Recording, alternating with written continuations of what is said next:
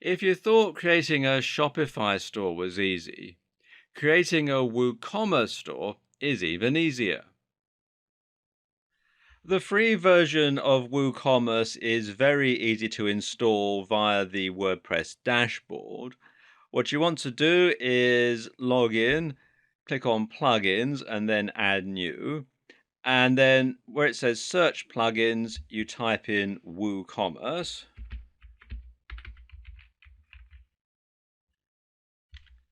and then enter. And you can see it shows it here, WooCommerce by Woo Themes. And then you simply click here where it says install now.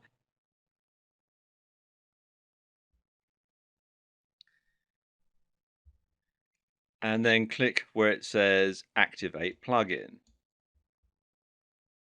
It takes you through to this page, and this is the setup page. You can actually skip the setup if you want, although it's a good idea to just simply click here on let's go and then follow the instructions. And it takes you through to this page, the page setup.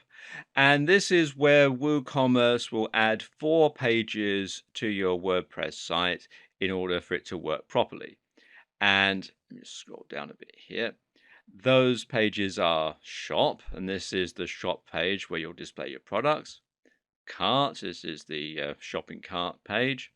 Checkout, pretty self-explanatory, and my account, and this is where registered customers will be able to manage their account details and view past orders. And it says here at the bottom, once created, these pages can be managed from your admin dashboard. So let's click here on continue. Then you want to have your store locale set up. And this is going to vary, obviously, depending on where you are in the world. They want to know where your store is based, the currency that you're going to use, which unit should be used for product weights, and which unit should be used for product dimensions. And it'll probably take this from your IP address from where your hosting is. So, of course, if your hosting is in a different country to where you are actually based, you might need to change these, but it's quite simple. You can just simply change them from the drop-down menu here and so on. And if you deal in a different currency, you can change it here. Again, all sorts of different currencies that you've got here. So it's fully customizable. I'm going to leave all these at the default settings and click here on continue. Now it wants to know about shipping and tax. Now, if you're selling a physical product, then yes, you want to check this box that says, yes, I will be shipping physical goods to customers. And if you're going to be charging sales tax, you want to check this box here, yes, I will be charging sales tax. Obviously, this depends on where you are. In countries in the EU, there are thresholds as to whether or not you have to charge VAT. So if you're not reaching that threshold, then you don't need to charge VAT, so you can leave this box unchecked. If you're in the US and you have to charge sales tax based on your location, on the state that you live in, or the town or city, then obviously you would need to check this box as well. So let's just check this box, yes. And then you want to know how you're going to enter the product prices, whether they're going to be inclusive of tax or exclusive of tax. In the UK and most EU countries, the prices are inclusive of tax. So I'm going to check that radio button. In the US, of course, most prices are exclusive of tax, so you'll need to keep this radio button checked. Then they'll want to know your country, state if you're in the US or Australia, and the tax rate. And as you can see here in the UK, our VAT rate is an eye-watering 20%. So that's all set up. So I'm now going to click here on continue. Next step is to set up payments.